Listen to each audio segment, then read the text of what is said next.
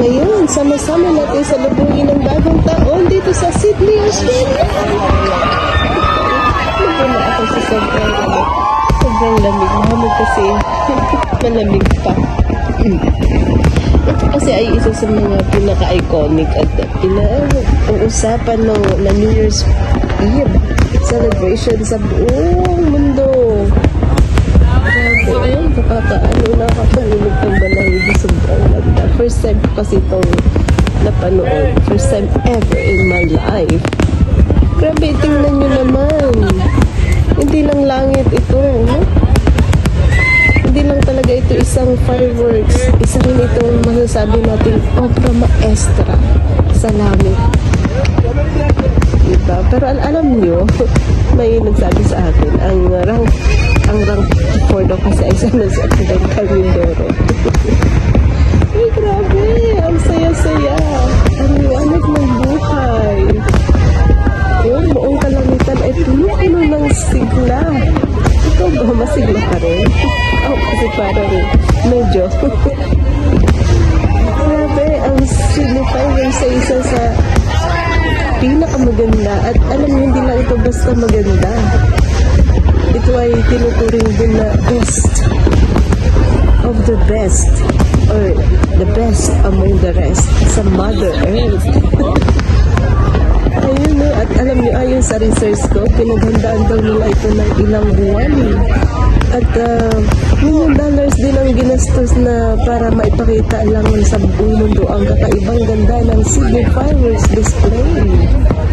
Nakaka-excite. Yan, saya-saya ng paligid ko dito.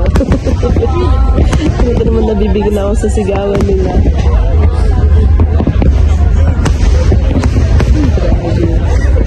At alam niyo ba na 100,000 people din ang nakapila dito para lang maabangan ang fireworks.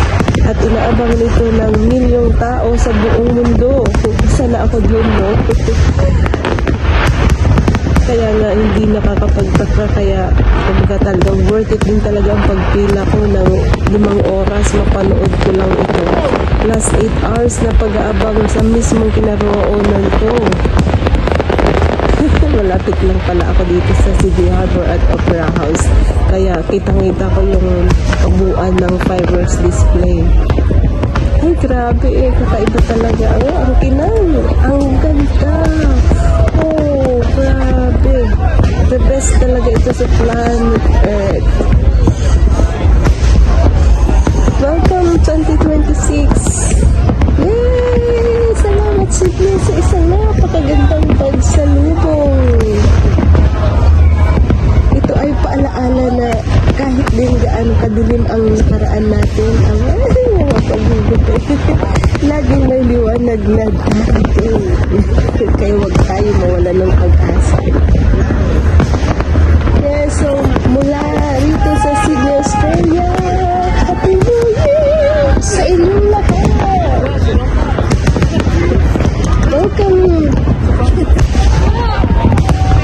Welcome to the new year with joy and happiness.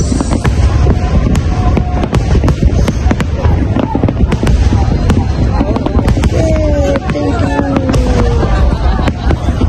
So this is from Shelly with love.